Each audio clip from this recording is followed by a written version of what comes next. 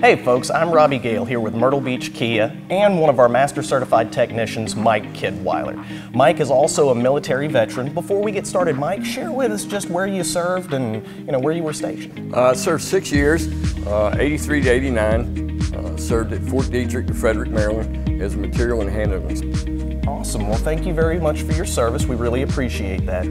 Folks, Mike's here with me today to cover our tire inflator kit. A lot of vehicles don't necessarily come with spare tires, and we think that it's important for you to know exactly how to operate this piece of equipment.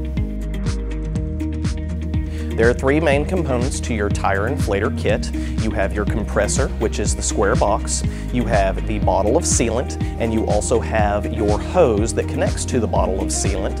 It has the yellow connection cord, and you want to make sure that you attach it to the tire before attaching it to the sealant bottle, because you can end up with leaked sealant on the ground.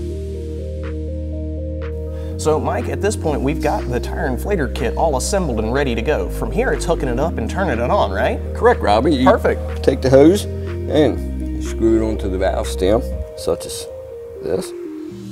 And once you have that on there, you're just going to reach down and turn on this power button right here and let it run until all of the sealant is in there and it inflates it up to the proper level of the tire, right? Correct, Robbie. 5 to 7 minutes. We'll let this run and get everything into the tire and properly inflated. So from there then, the only thing that we would really need to do is remove our warning label and stick it onto our steering wheel. Make sure that we drive the recommended distance and speed, and then just check the tire again to make sure that everything's good to go. Yes. Perfect. Well, Mike, thank you very much for showing us how to do this today. This has been awesome. Been awesome. Thank you.